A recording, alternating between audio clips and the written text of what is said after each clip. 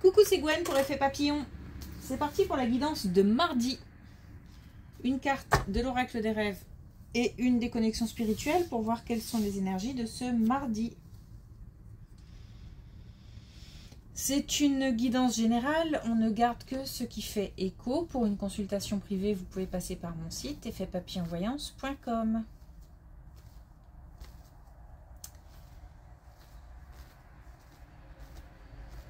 Il y a des peurs, je sais pas, la peur d'entreprendre, la peur de foncer, la peur de s'engager.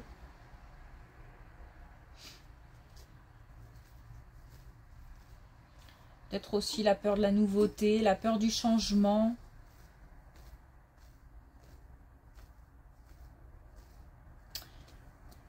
Des craintes qui paralysent peut-être un petit peu. Et puis, beaucoup de vert aujourd'hui. Beaucoup de vert. Bon, vert forcément nature. L'extérieur, tout ce qui est travaux d'extérieur, tout ce qui est même activité professionnelle en extérieur.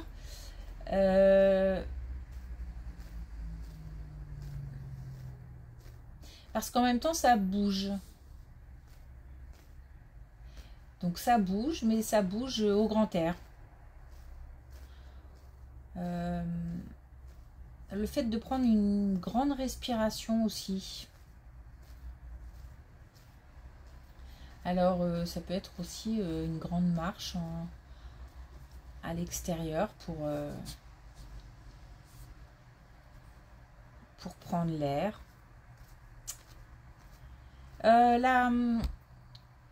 Le bruit, là, comment dire, ah zut, les bruits extérieurs aussi, mais pas, c'est pas violent. Plutôt la communication animale aussi. Écouter, comprendre, communiquer. Comprendre aussi comment les animaux communiquent entre eux. Certains ont des capacités de communiquer avec les animaux. Voilà, une communion avec la nature, que ce soit pour le travail, que ce soit pour respirer, pour les animaux.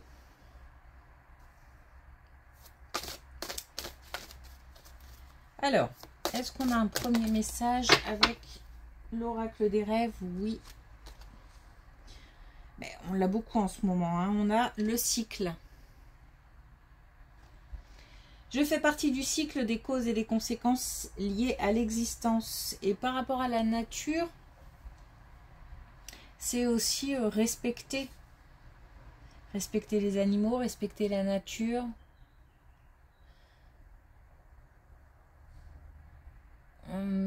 Voilà, quelque chose qui prend fin aussi, donc un cycle qui se termine pour quelque chose de nouveau, mais on a peut-être peur aussi de franchir le pas. J'ai comme l'impression que de toute façon, en gros, il n'y a pas trop le choix, mais voilà, on redoute, c'est comme si on redoutait plutôt que vraiment d'avoir... J'ai pas l'impression qu'on fasse machine arrière, hein, mais on redoute quelque chose. Bon, en tous les cas, quelque chose qui se termine pour démarrer autre chose, et puis un lien fort avec la nature.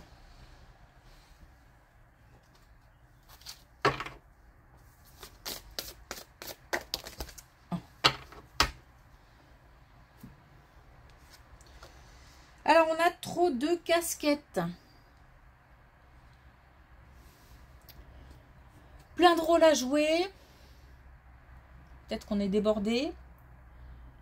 Peut-être qu'on est fatigué aussi de jouer des rôles. On doit laisser tomber certaines identités. Ou revoir aussi certaines identités pour plus d'authenticité dans tous les domaines. Même si c'est une façon de se protéger que d'adopter différents rôles dans les domaines de notre vie. Parfois on pousse trop les rôles.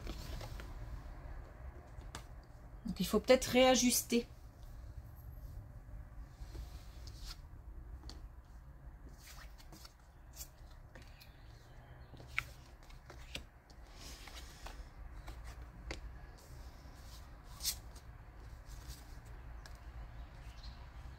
Alors, on a des disputes au niveau amoureux, au niveau sentimental. On nous met en garde. On nous met en garde soit en nous disant attention, une dispute se profile, donc attention à ce qu'on dit, comment on le dit, ça peut partir vite. Et si on ne veut pas entrer en conflit ou si on n'en voit pas la nécessité, bah autant faire attention à la communication. Mais, et puis à ce qu'on fait aussi. On a peut-être aussi la prise en compte de quelqu'un qui est fatigué, qui est à fleur de peau, ou qui traverse un moment difficile, donc qui peut réagir un peu vivement. Mais ça peut être aussi, parce que cause-effet, ça peut être aussi le fait d'être actuellement dans une période conflictuelle en amour et c'est plutôt la façon dont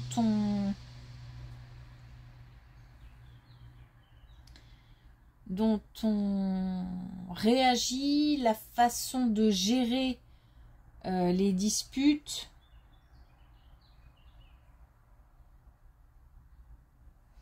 Il y a beaucoup d'émotions, beaucoup de ressentis. Donc j'ai l'impression d'avoir du mal à faire le tri dans tout ça. Peut-être un temps calme avant de continuer à communiquer. Ou il y a peut-être un temps de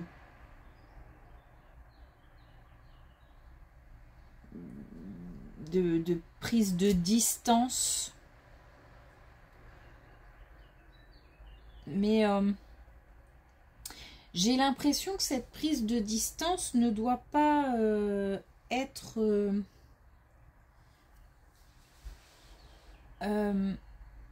motif à rester chacun dans son coin. C'est plus réfléchir à ce qu'on ressent, à ce qu'on veut, à ce qu'on ne veut plus, ce dont on ne veut plus, pardon. Et pour pouvoir avoir les idées claires lorsque on aura de nouveau une communication plus zen.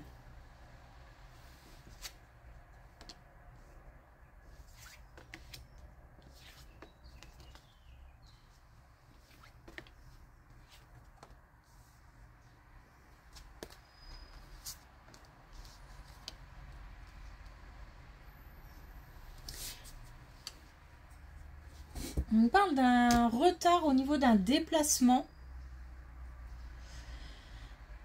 ou alors un retard ou quelque chose qui ne se passe pas comme on souhaiterait, qui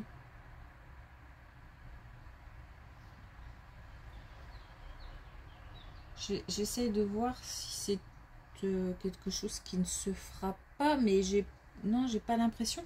J'ai plutôt l'impression de freiner quelque chose qui freine, il y a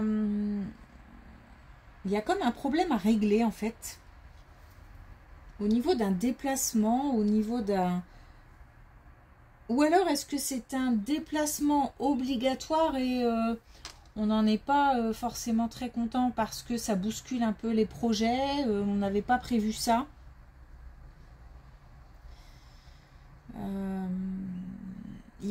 En fait, il y a quelque chose à régler et à accepter. Alors, soit parce que ça retarde un déplacement qui était prévu, soit c'est dans le cadre d'un déplacement qui, justement, bouscule ce qui était prévu. Alors, quelque chose à régler, quelque chose à... Alors, d'abord, il faut le voir. Il faut, comment dire, l'identifier. Identifier le problème.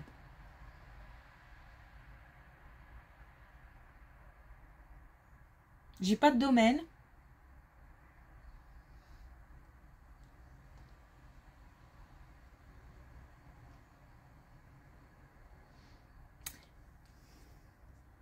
C'est contrariant.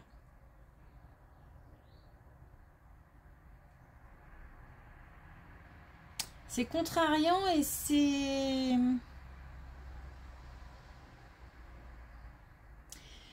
C'est comme si j'étais forcée de faire quelque chose et j'en ai pas envie, ça ne me plaît pas. Voilà.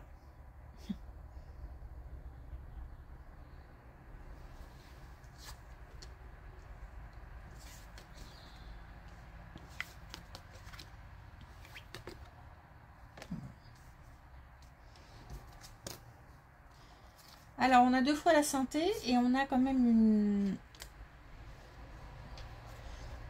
une belle colonne. On nous parle d'équilibre, on nous parle de bien-être, on nous parle aussi peut-être de calmer le jeu, calmer le rythme, de peut-être faire une pause.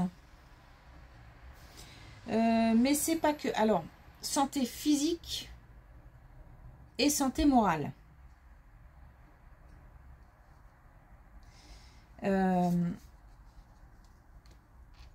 En tous les cas, c'est plutôt favorable. C'est-à-dire que soit on retrouve l'équilibre après une période compliquée, une période émotionnelle compliquée, une période aussi de fatigue ou quelque chose de physique qui nous a...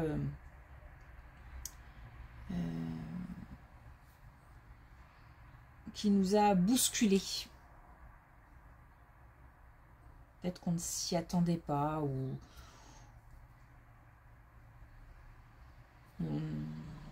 c'était compliqué de gérer un petit peu peut-être tout ce qu'il y avait à faire, tous les examens, tous les peut-être qu'on n'en voyait pas le bout, peut-être aussi que on était un peu, on a été un moment perdu. J'ai comme en fait j'ai comme un vide, un trou. Donc comme si à un moment tout allait dans le trou, donc tout est mélangé, tout, il n'y a rien qui en ressort parce que ça tourne. Donc c'est aussi bien au niveau physique que moral. C'est peut-être quelque chose de physique qui a eu un impact sur le moral. En tous les cas, on a comme un temps de calme nécessaire. Alors peut-être aussi calmer le moral, calmer le mental. On nous parle de communication aussi, de communication pour exprimer un besoin de sécurité, de stabilité, de... Peut-être qu'on n'ose pas expliquer sa situation autour de soi, peut-être que on veut se montrer fort, peut-être qu'on veut se montrer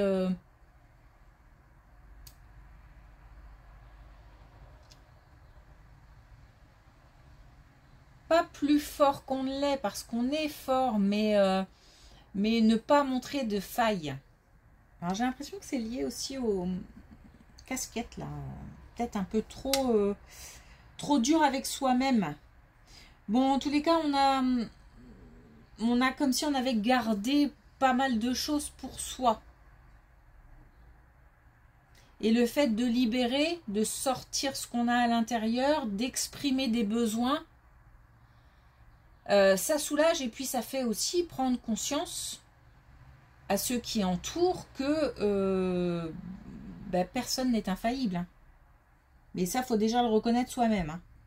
Donc, mais c'est peut-être ça aussi qui a ébranlé, c'est le fait de comprendre que on n'est pas infaillible.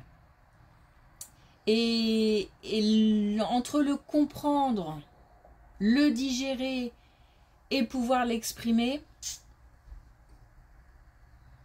C'est ça, c'est ce qu'on nous demande en fait. D'exprimer le fait qu'on a besoin de soutien, on a besoin de belles énergies, on a besoin d'être bien entouré. Puisqu'on nous parle de partage aussi, d'ouvrir son cœur aussi.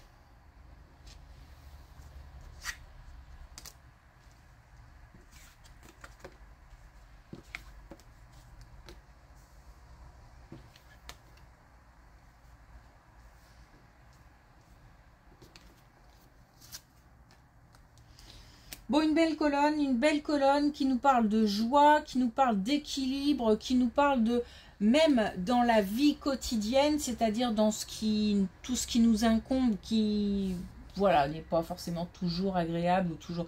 Eh ben, on est bien. On nous parle de sécurité, on nous parle de fait, justement, peut-être que cette routine crée une certaine sécurité, une certaine stabilité, et que certains en ont besoin. Donc on prend ça et on se sent bien. On est vraiment bien à l'intérieur. Donc à l'intérieur, dans la tête.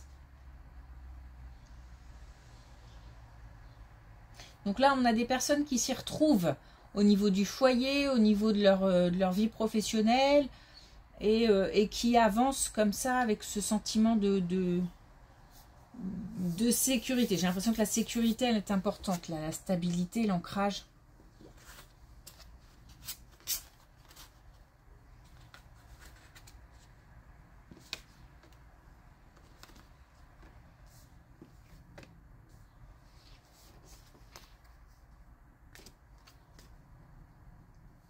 Et puis on a des situations relationnelles,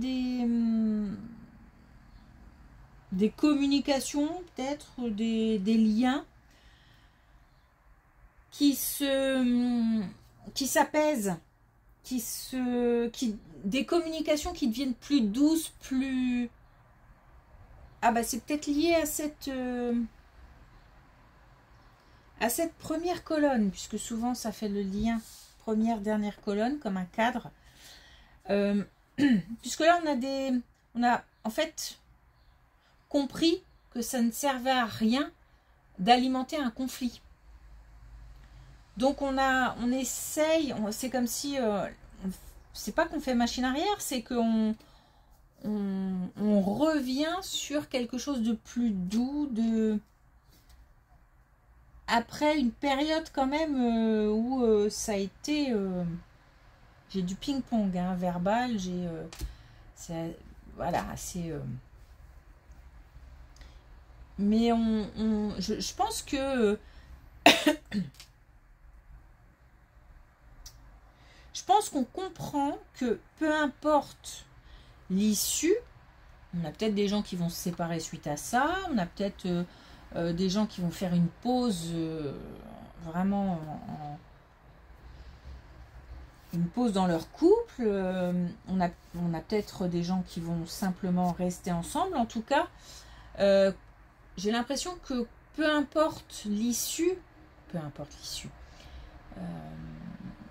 que c'est pas l'issue le plus important là dans ce qu'on nous dit, que c'est plutôt le fait de se dire que même si l'issue est défavorable, il faut maintenir une communication sereine, quelque chose de plus doux. En tous les cas, il faut revenir plutôt à quelque chose une communication plus douce, plus sereine, plus apaisée. Il faut aussi laisser partir des choses. J'ai l'impression que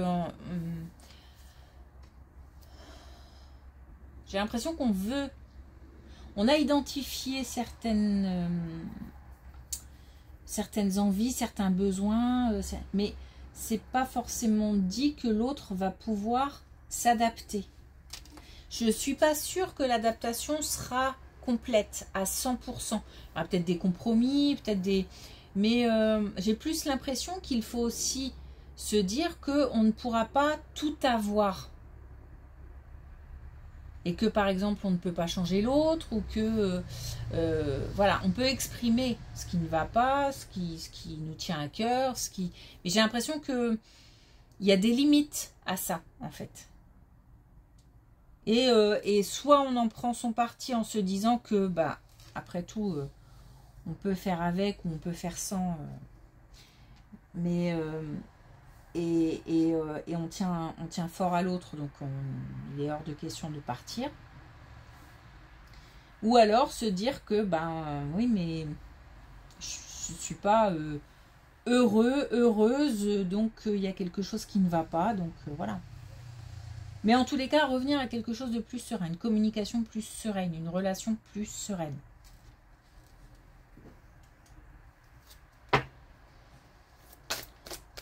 Ok, alors un dernier message avec l'oracle des couleurs.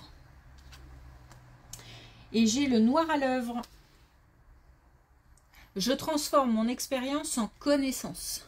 Donc on nous parle de vécu, on nous parle d'acquis, on nous parle de se fier aussi à son expérience, à son nez aussi. Donc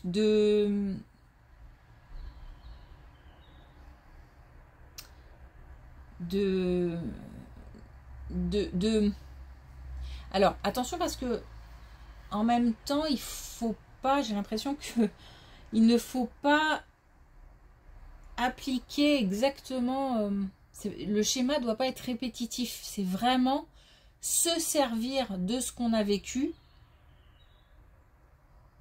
pour en faire quelque chose d'autre.